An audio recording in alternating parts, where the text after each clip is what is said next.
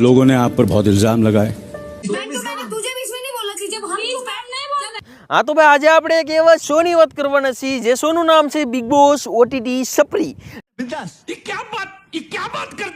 ના ના એટલે સપરી નહીં, બિગ બોસ ઓટીટી 3। अब आए ना लाइन पे। હવે તમારી જાણકારી માટે તમને થોડુંક એવું જણાવી દઉં કે બિગ બોસ એટલે ખોટી અને લુખી બકચોદી કરવાનું પ્લેટફોર્મ। बात तो सही है। બિગ બોસ ની અંદર આવેલા ક્રિએટરો એકબીજાની સાથે ખોટી રીતે લુખી બકચોદી કરવા સિવાય બીજું કાંઈ કામ ન કરે। हम मालूम है तेरे बाप को मत सिखा चल। આમ તો આ શો ને દર વખતે હોસ્ટ કરતા હોય છે આપણા વાંઢાભાઈ, એલા વાંઢો નહીં એલા સલમાન ખાન, પણ આ વખતે આ શો ને હોસ્ટ કરી રહ્યા છે આપણા અનિલભાઈ। હાલો ત્યારે આજના આપણા શુભ વિડીયોની શરૂઆત કરીએ આપણે વધારાની બકચોદી કર્યા વગર।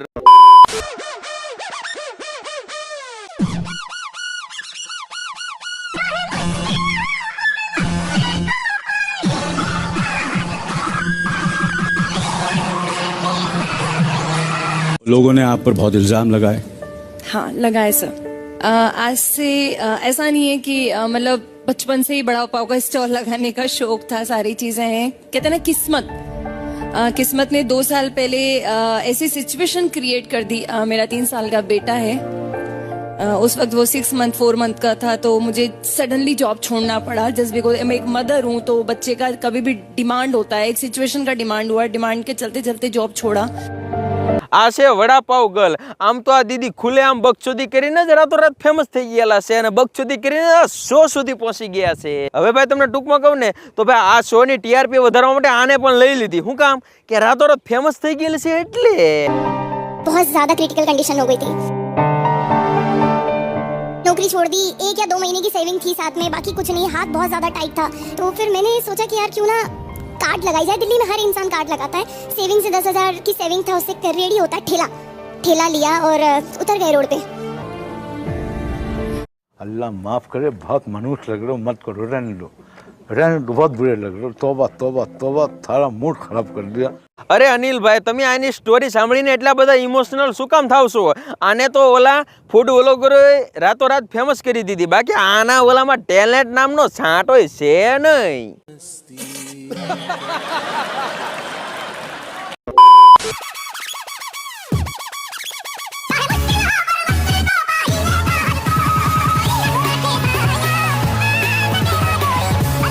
હવે તમે આ દીદીના વડાપાવનો ભાવ સાંભળીને પણ ચોંકી જશો, કેમ કે આ દીદી વેચે છે એક વડાપાવ 50 રૂપિયામાં। એટલે આપણે તો અહીંયા 50 રૂપિયામાં જમવાનું મળી રહે, ઈ પણ ફૂલ થાળી। सब ये भी जानना चाहते हैं कि पायल और कृतिका से आपने शादी कब और किन परिस्थितियों में की? कृतिका पायल की लाइफ में आई तो मेरी लाइफ में आई और इसको बोला कि भाई तेरी फ्रेंड अच्छी लगती है, तो इसने भी मजाक में कहा अच्छा ठीक है फिर। अच्छा मतलब कृतिका भाभी पहले इनकी दोस्त थी ना? फिर दोस्त थी, देहरादून ले वहां जा रही थी कि 7 दिन के लिए रुक जा। हाँ बेबल रुकी है, अब रुकी गई, अब फिर रुकी गई, जिंदगी भर के रुक गई। હવે આ છે બે બેરડી વાળો ભાઈડો, બોલે તો અરમાન મલિક। આ ભાઈને એક નહીં પણ બે પત્નીઓ છે। અહીંયા લોકોને એક ગોતવામાં ફાફા પડે અને ભાઈએ બે ગોતી લીધી। जली ना, तेरी भी जली ना। तुझे बीच में नहीं बोलना चाहिए, जब हम नहीं बोल रहे हैं, हम नहीं बोल रहे बीच में, तुम इसमें कैसे बोल रही है? वो इनका भी नाम लेते हैं, वो तेरा भी नाम लेते हैं, वो हमारा नाम भी लेते हैं। अच्छा मैं क्या कह रहा हूं, नाम नहीं लेते। अब तुझे फुटेज खाने क्योंकि तू અત્યાર સુધી જેટલા બિગ બોસના શો થયા એમાં હું આ ત્રણેયને જ મિસ કરતો હતો, કેમ કે આનાથી વધારે બકચોદી કોઈ ના કરી શકે। આ છે અરમાનભાઈની પહેલી પત્ની। આ શોની અંદર ઝઘડવા સિવાય બીજું કઈ કામ નથી અને શોની અંદર ઝઘડવાની વાત આવે ને અરમાનભાઈની પત્નીનું નામ ન આવે એવું તો બને જ નહીં ભાઈ। ये बड़ी अच्छी बात कही आप। हर सक्सेसफुल मर्द के पीछे एक औरत का हाथ होता है, आपके पीछे तो 2 औरतों और 4 हाथ हैं। कहाँ क्या तपस्या की थी भाई आप लोगों ने, आपने क्या तपस्या की थी? अबे जल्दी बोल, कल सुबह पनवेल निकलना। कुछ नहीं किया, बस ये लगा लो कि कुदरत ने बोला कि भाई करो और हमने कर दिया। क्या बोला तूने? વાહ અરમાનભાઈ, કુદરતની કૃપાએ બે પત્ની મળી જતી હોય તો ભગવાન થોડુંક અમારી હમું જોવો ને યાર।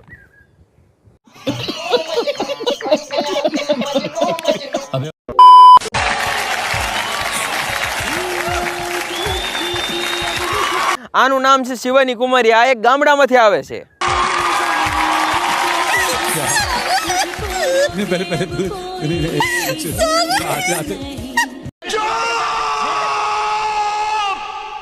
અરે યાર રોવે છે કે પછી ब्लॉग ब्लॉग आप आते आते ब्लॉग करें और वो भी रो भी रहे हैं.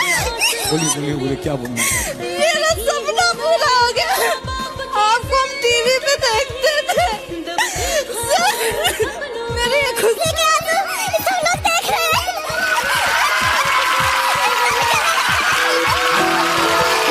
અરે દીદી દીદી તમે બહુ રોતા નહીં, નકર તમારો મેકઅપ ધોવાઈ જાય ને તમારો ઓરિજિનલ ચહેરો લોકોની સામે આવી જાય.